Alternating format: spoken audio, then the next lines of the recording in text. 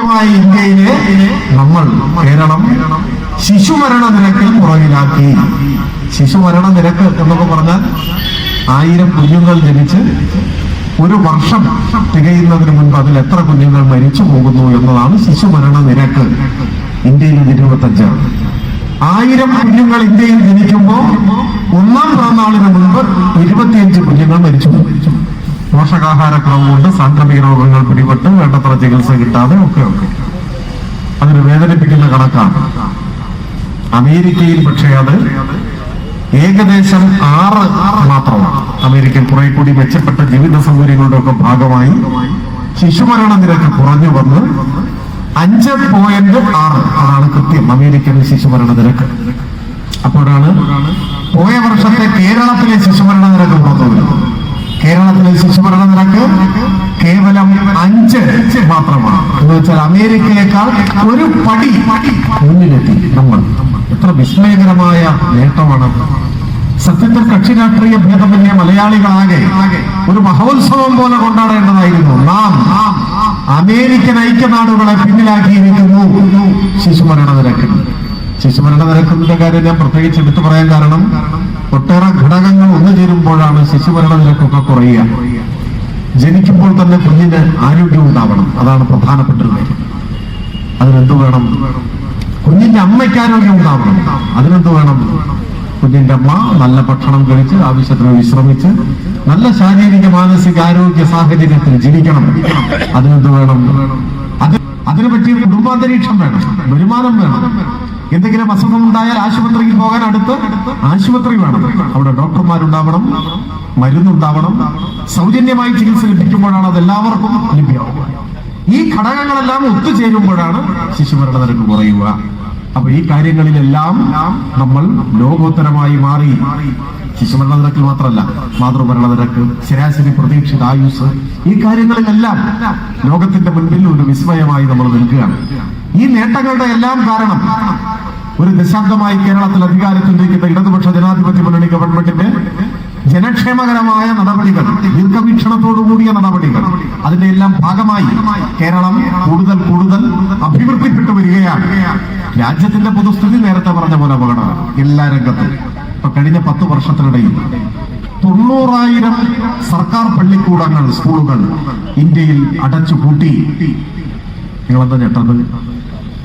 1,00,000-ത്തിനടുത്ത് ഒരു സ്കൂളല്ല, 1,00,000-ത്തിനടുത്ത് 90,000-ൽ പരം സർക്കാർ സ്കൂളുകൾ ഇന്ത്യയിൽ പൂട്ടി എന്നാണ് പറഞ്ഞത്. തൊട്ടടുത്ത സംസ്ഥാനമായ കർണാടകയിൽ കോൺഗ്രസ് ആണ് ഭരിക്കുന്നത്. 5 വർഷത്തിനുള്ളിൽ അവിടെ 3,457 സ്കൂളുകൾ അടച്ചുപൂട്ടി. രാജ്യം മുഴുവൻ പൂട്ടിക്കൂട്ടി. 2016-ൽ അധികാരമൊഴിയുന്ന സമയത്ത് ഉമ്മൻചാണ്ടി സർക്കാരിന്റെ മുൻപാകെ പൊതുവിദ്യാഭ്യാസ വകുപ്പ് സമർപ്പിച്ച റിപ്പോർട്ടിലെ ഏറ്റവും പ്രധാനപ്പെട്ട ഒരു നിർദ്ദേശം അടിയന്തിരമായി കേരളത്തിലെ 40% സർക്കാർ സ്കൂളുകൾ പൂട്ടണം എന്നായി. എന്തിന്? ചെലവ് ചുരുക്കാൻ. ലാഭകരമല്ലാത്ത സ്കൂളുകൾ പൂട്ടണം. അത് കോൺഗ്രസിന്റെയും BJP-യുടെയും നയമാണ്.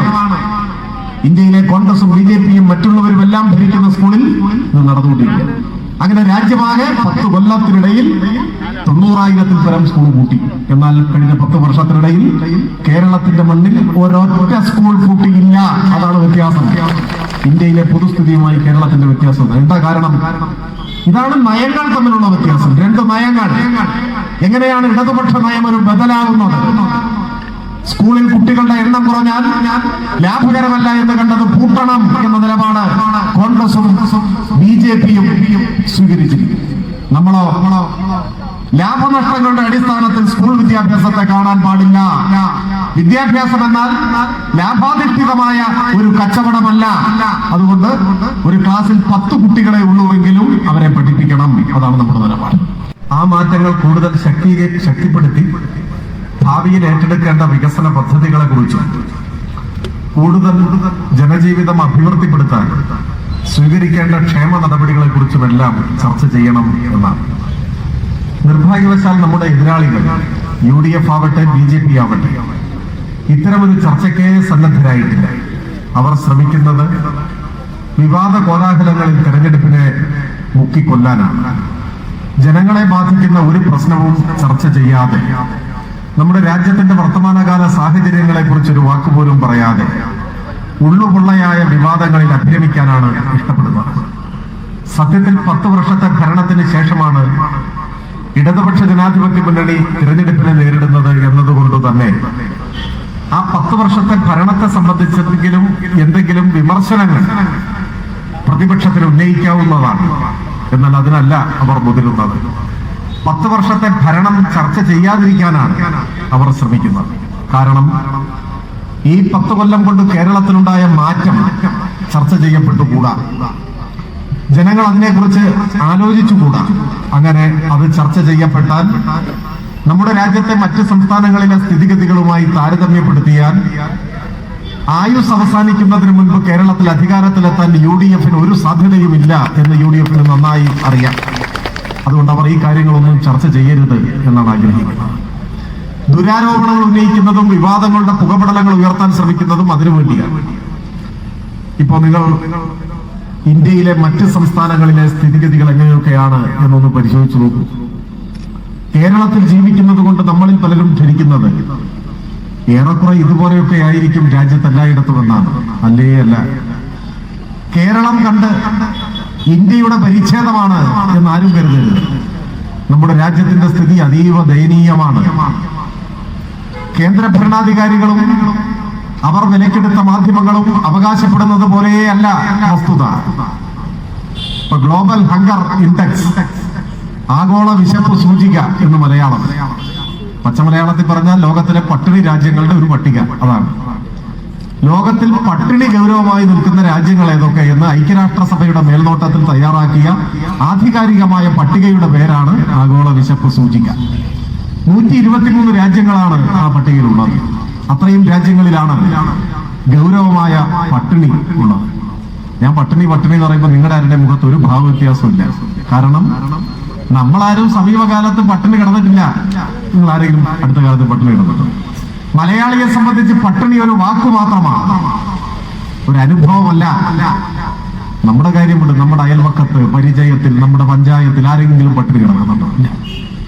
ദാരിദ്ര്യം ഒക്കെ ഉണ്ടാവും, പ്രാരാബ്ദം, കടം ഒക്കെ ഉണ്ടാവും. പക്ഷെ പട്ടിണി കിടക്കേണ്ട സാഹചര്യം കേരളത്തിലില്ല. അതുകൊണ്ട് മലയാളിക്ക് പട്ടിണി നിർവികാരമായ ഒരു വാക്കായി മാറിയിട്ട് കാലമായി.